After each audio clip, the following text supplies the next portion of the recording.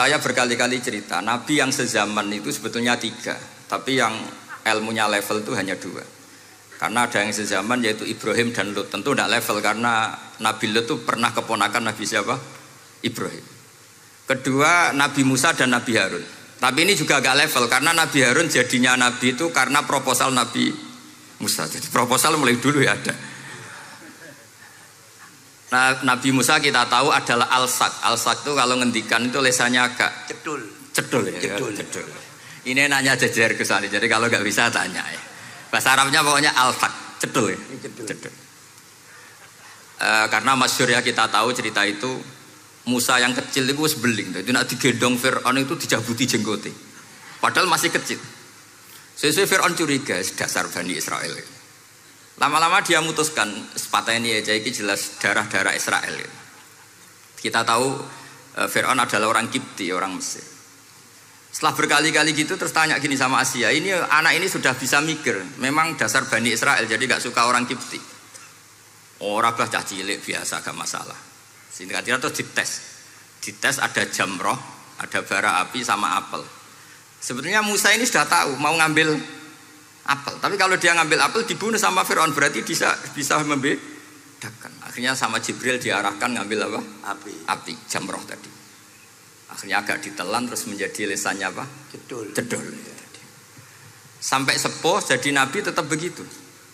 Makanya beliau ngendikan Rabbi shrah li sadri wa yassir li amri wahlul 'uqdatam min lisani yafqahu qawli. Terus proposalnya itu tadi waj'al li waziram min ahli Haruna akhi. Sebagian ayat lebih jelas lagi yaitu wa akhi Harun huwa afsahu minni lisanan fa arsilhu ma'iyya rid ayyusaddiqun. Jadi dan saudara saya Harun lebih fasih berbicara daripada saya. Jadi kualitas ilmiahnya bagus Musa tapi jubirnya itu Harun. Ya kira-kira kayak Mbah Lim dulu. Iya Mbah Lim. Ya kita. Jadi ini saya jubirnya Gus Ali, saya Harun, ini Musa. Maksudnya kaya karena sudah ada Nabi. Singkat cerita, karena Musa itu agak alsak, sehingga Harun ini ya nggak levelnya. Padahal sezaman, sehingga ya nggak pernah bantah-bantahan, nggak pernah adu argumen. Yang benar-benar Nabi sezaman dan kemudian sering adu argumen adalah Isa dan Yahya. Kita tahu umurnya ya imbang, kualitas al-mazaya wal wada'il juga imbang. Nabi Isa kita tahu wa yukallimun nasa fil mahdi wa kahla. Mulai kecil bisa ngendikan, ya sudah pinter. Nabi Yahya kita tahu ya Yahya khudil kitaba biquwah wa atainaul hukma sabiyya. Jadi sama-sama pinter. Wa hananan min ladunna wa zakah wa kana taqiyya. Itu dua beliau ini menjadi satu manhaj besar dalam Islam. Itu kalau main ke salah satu kampung, itu Nabi Isa tanyanya aneh. Aina syirarun nas? Orang-orang yang jelek-jelek itu di mana? Orang-orang fasik itu rumahnya mana? Kalau Nabi Yahya tanya, aina khiyarun nas? Orang-orang baik itu di mana? Akhirnya dua beliau ini saling berargumentasi. Kenapa kamu tanya aina syirarun nas? Terus Nabi Isa katanya, lah kenapa kamu tanya aina khiyarun nas? Terus kata Nabi Yahya, enak kancanan wong soleh, gak ruwet kan. Kancanan wong soleh itu kan enak, gak dibodoni, gak ruwet. Pemene kancanan wong mati, sering iso bodoni gitu. Masyhur itu cerita Gus Dur, Gus kenapa sering ziarah? Kancanan wong urip sumpek. Iya. Wong mati gak tau bejo. Wong mati ora tau bejo. Ini teman ziarahnya Bapak. Wong mati ora tau bejo. Ya. Itu ya ini santai-santai saja, relax saja. Karena saya sudah tahu mau ngomong apa. Nanti kalau ingin serius ya ngaji sama saya, harus khatam biar enggak jadi korban kama sayati sama kama takodam. Akhirnya Nabi Yahya gantian tanya, kenapa kamu tanya aina syirarun nas? Itu masyhur beliau. Ini dalam kitab Tabaqatul Asfiya karangan Abu Nu'aim al-Asfihani. Riwayat Sufyan bin Uyainah, gurunya Imam Syafi'i. Jawabnya Nabi Isa unik. Ana an-nabiyyu, saya ini nabi. Biman zilatit tabib. Nabi itu ibarat dokter.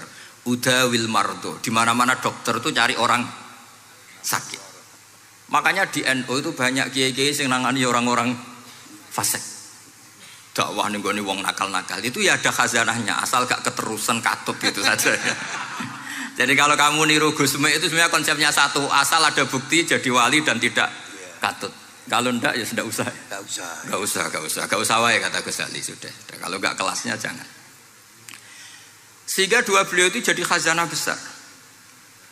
Misalnya Anda jadi kiai di daerah-daerah yang Islamnya sudah maju. Mungkin Anda ini hanya mendapat fasilitas dari Islam. Makanya saya sendiri secara pribadi, misalnya kecelok pinter, tah ranking, tah juara musabaqah tilawatil Quran, kadang dari sekian prestasiku untuk umroh mendapat. Karena kita punya prestasi di daerah yang prestis. Sementara teman-teman kita, makanya ini kalau ada santri progresif yang nggak pinter, tak kasih ijazah, tak kasih support. Barokahnya tidak pinter, akhirnya hidup di daerah tertinggal. Barokahnya hidup di daerah tertinggal, Anda muassisul ma'had, Anda muassisul masjid. Sing prestasi hanya mendapat dari negara, yang tertinggal malah memberi kontribusi. Akhirnya apa? Lama-lama ini yang prestasi coro Jawa ngatok tomak. Saya dapat apa? Sementara yang di desa tertinggal, saya bisa memberi apa? Sehingga Allah bikin wong bodoh itu ada rencana besar kira-kira.